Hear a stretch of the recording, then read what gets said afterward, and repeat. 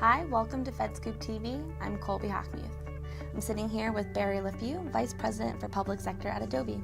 Thanks for joining us. Sure thing, Colby. My pleasure. So Barry, how do you think that industry can help government become more digital? Well, I think industry has a number of ways that they can help government become more digital. And I think one of the first things that's really important is industry really needs to work closely with government to understand their priorities and really how they operate. So I think one key thing is industry really needs to learn and really understand government in terms of their requirements.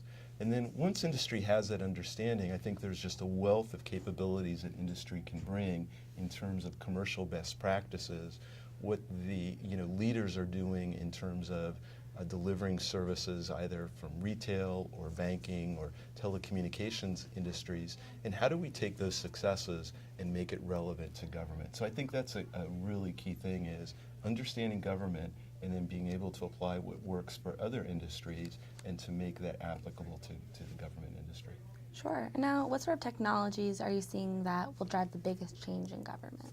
Well, I think there's a variety of very key trends that are driving changes in government as well as the industry overall. Right? And those key technologies are really mobile and tablet devices, right? And the proliferation of what we call a multi-screen world.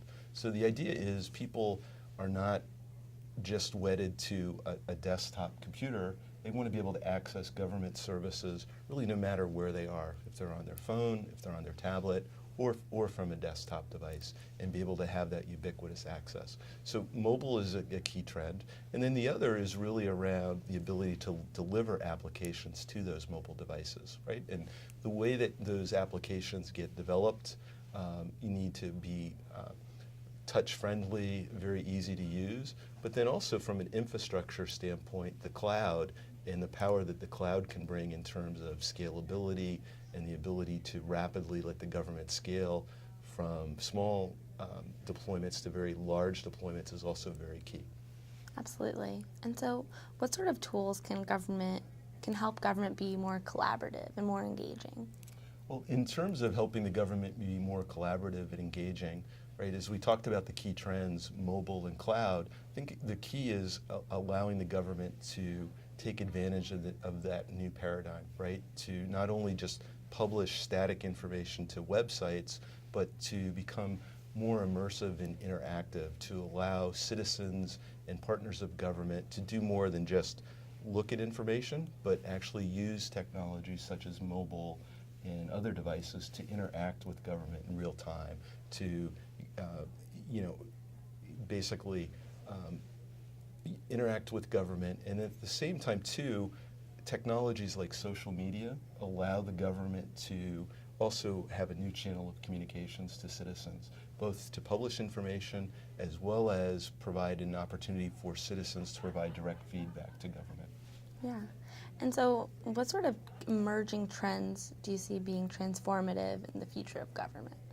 Well, in terms of key trends, in terms of the transformation of government, I think one of the overreaching trends is really this move to digital government, right?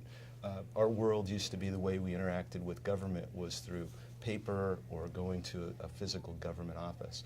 Obviously, people today, right, expect to be able to access the government from their digital device. So that transformation of government from an analog, in-person, paper world to a digital world is a fundamental transformation.